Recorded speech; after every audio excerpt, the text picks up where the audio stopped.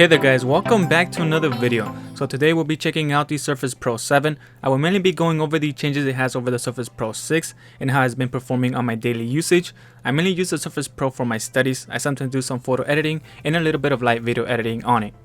The Surface Pro 7 finally adopts USB Type-C.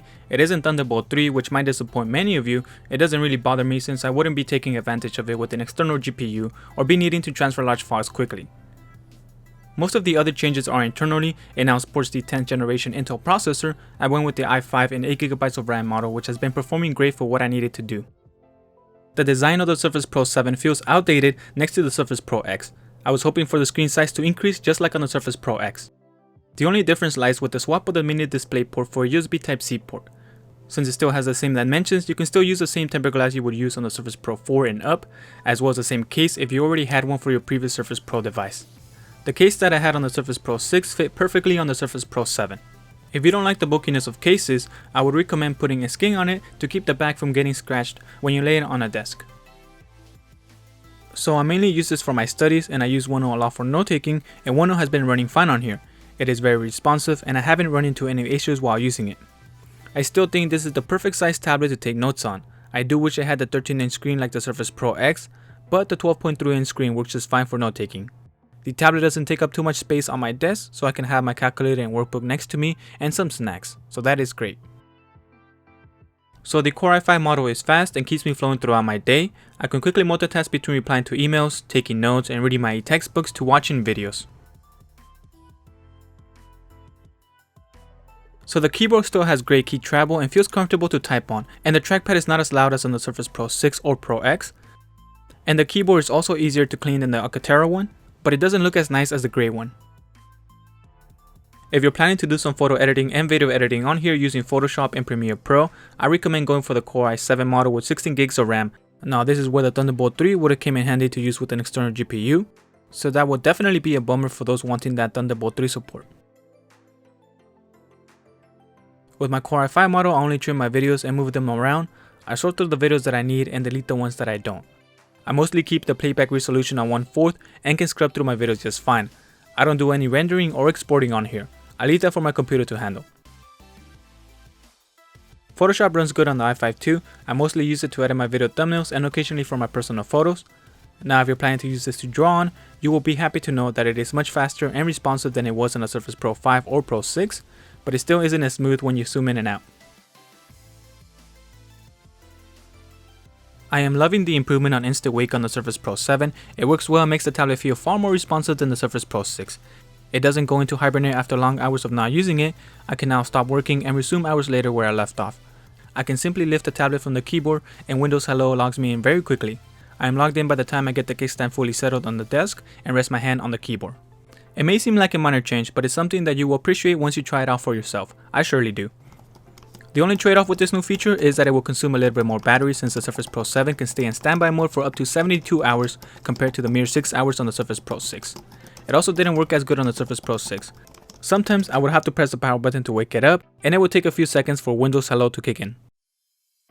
The awesome thing is that Microsoft managed to keep the battery drain to a very minimum of about 0.5% to 1% the hour while it's on standby, and I think it's a worthy trade-off for the improved instant wake. On the topic of battery, the Surface Pro 7 now charges on a 65-watt charger and can get from 0 to 80% in just 1 hour. It takes roughly 1 hour and 45 minutes to get a full charge. I am really enjoying this new upgrade. The Surface charger is a little bigger because of this change, but I don't mind it at all. What got me most excited about the Surface Pro 7 is that I can now charge it through the USB-C port. For me, this means that I can now use any USB-C cable with my power bank without needing to carry around an additional Surface Connect to USB-C cable. To charge the Surface Pro 7 with a power bank using a USB-C cable, make sure the power bank outputs at least 15 volts to 3 amps. So a 45-watt power bank would do just fine. You can also use a 60-watt power bank, and I'll leave some links of the compatible power banks in the description. Another awesome thing is that I can now use a single USB-C cable to output video and power my external portable monitor. So USB-C definitely makes the Surface Pro better. A big drawback about the Surface Pro 7 is the battery life. The Surface Pro 6 lasted me about 6 hours and 30 minutes while using OneNote for note taking, surfing the web, and watching a couple of videos.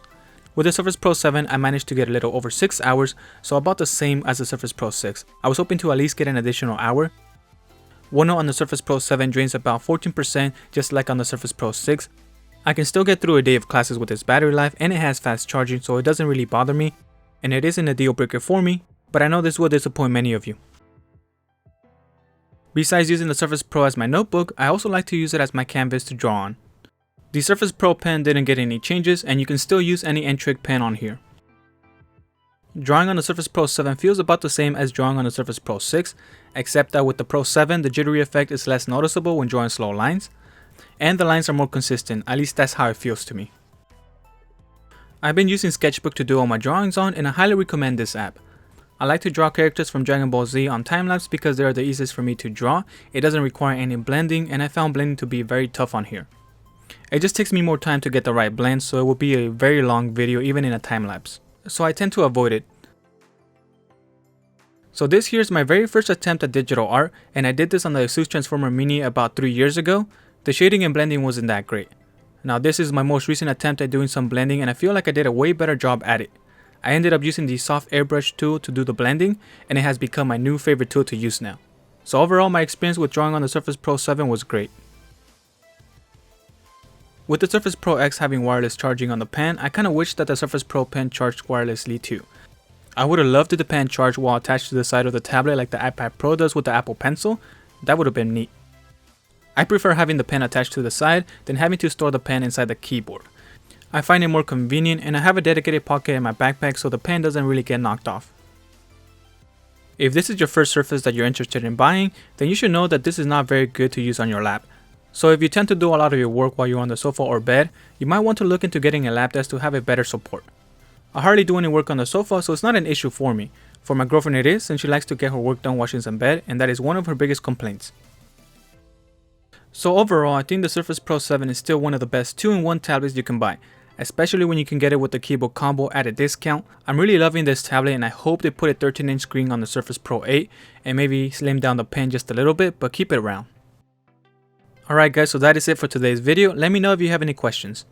Thank you all for watching, leave a like if you found the video helpful, and subscribe for more tech related videos, and I will talk to you on the next one.